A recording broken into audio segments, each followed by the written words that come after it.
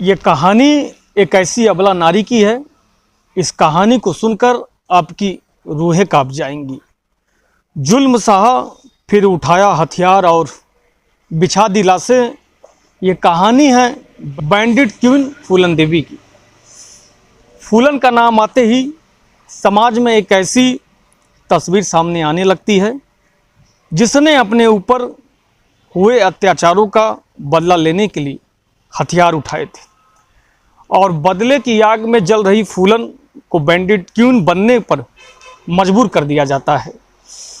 फूलन ने जब जब अपने ऊपर हुए जुल्मों का हिसाब किया तो चंबल का जो बियर था वह थर्रा जाता है। ऐसा ही कुछ आज कहानी से हम आपको रूबरू कराएंगे।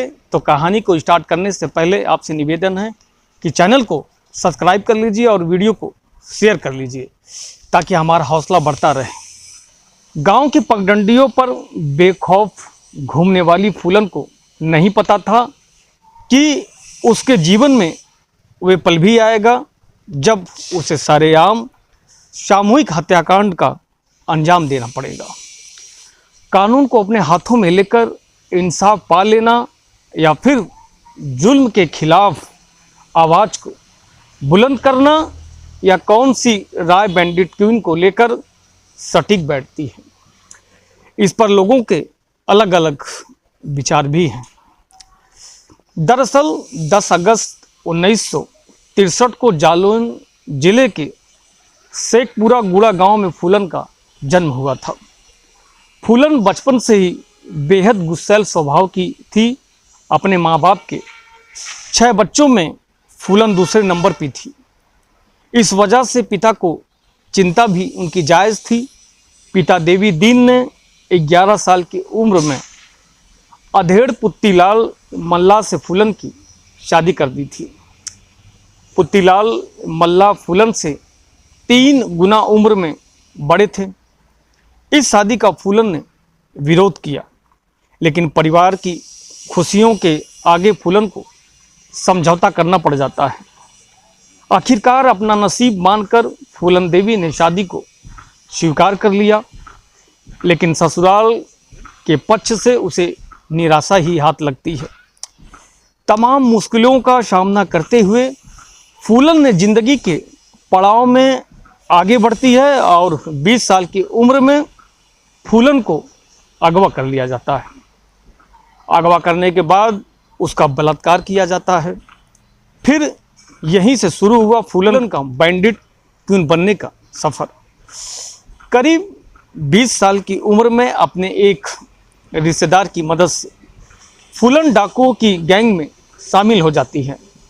डाकुओं की गिरोह में आने पर भी फूलन देवी की मुसीबतें कम नहीं होती हैं।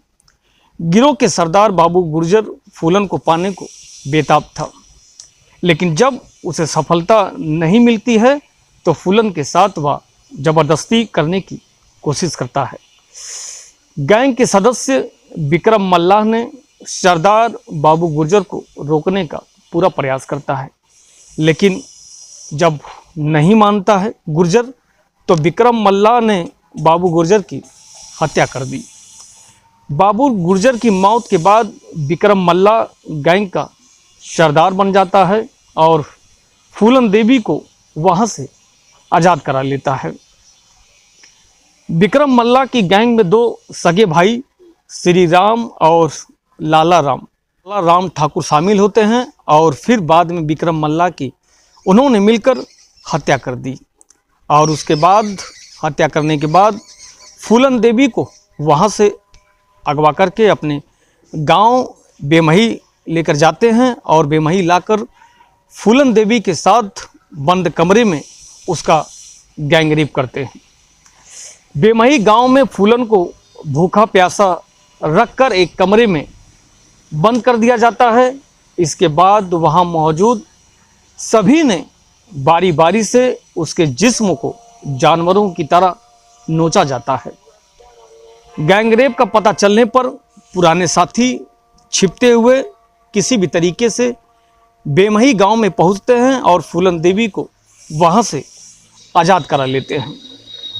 बेमही से निकलने के कुछ दिन बाद ही फूलन ने अपने साथी मान सिंह मल्लाह की सहायता से अपने पुराने मल्लाह साथियों को इकट्ठा करके वह गैंग बनाती है और गिरोह की सरदार बन जाती है। इसके बाद 14 फरवरी 1981 को फूलन देवी पुलिस की वर्दी पहनकर और बेमही गांव पहुंच जाती है। गांव में शादी समारोह का माहौल था। फूलन देवी के गिरोह ने गांव को पूरी तरीके से घेर लिया था।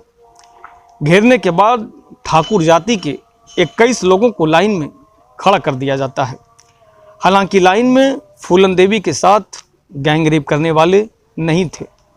उसने सभी से लाला राम खान के बारे में पूछा। जवाब नहीं मिलने पर प्रतिशोध की आग में जल रही फूलन ने अपनी राइफल से लाइन में खड़े 21 लोगों की गोली मारकर वह हत्या कर देती है। इस हत्याकांड के बाद बिहड़ों में फूलन को बैंडिट क्वीन के नाम से जाना जाने लगा।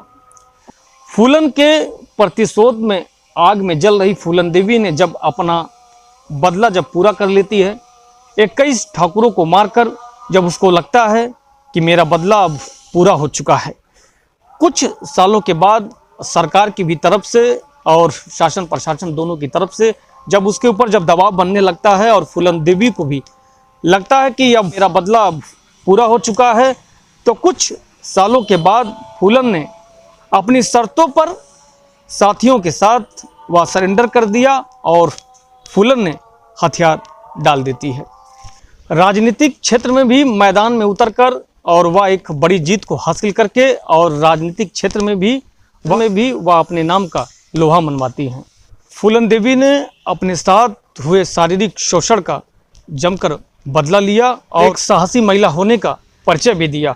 फूलन देवी की इस कहानी से आपको क्या प्रेरणा मिलती है, आप कमेंट कर जरूर बताएं और इस चैनल को ज़्यादा से ज़्यादा सब्सक्राइब करें और इस वीडियो को ज़्यादा से ज़्यादा शेयर करें। फिर मिलते हैं हम आपके साथ एक नई क्राइम स्टोरी के साथ। तब तक के लिए जय हिंद, जय भारत।